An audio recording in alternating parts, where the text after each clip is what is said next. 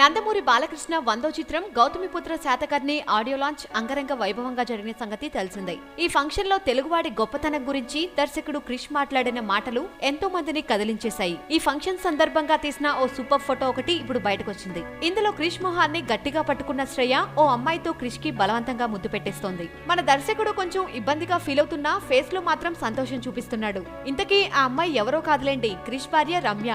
Satakarni shooting సమయంలోనే క్రిష్ రమ్యల వివాహం జరగ్గా పట్టుమని 10 రోజులు కూడా గ్యాప్ తీసుకోకుండానే మళ్లీ షూటింగ్ వచ్చేశాడు క్రిష్. అంతేకాదు భార్యతో కలిసి చాలా భాగం శాతకర్ణి షూటింగ్ కంప్లీట్ చేశాడు క్రిష్.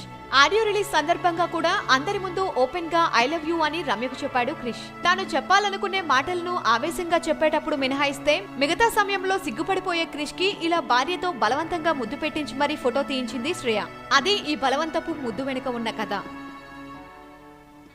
వీలైతే లైక్, కుదిరితే కామెంట్ పెట్టండి. ఇలాంటి ఇంట్రెస్టింగ్ బ్రేకింగ్ బిగ్ న్యూస్ మాకు తెలిసిన వెంటనే మీకు తెలియజేస్తాం. దీనికి మీరు చేయవలసిందల్లా ఇక్కడ కనిపిస్తున్న సబ్స్క్రైబ్ బటన్ ని నొక్కి సబ్స్క్రైబ్ అవ్వండి.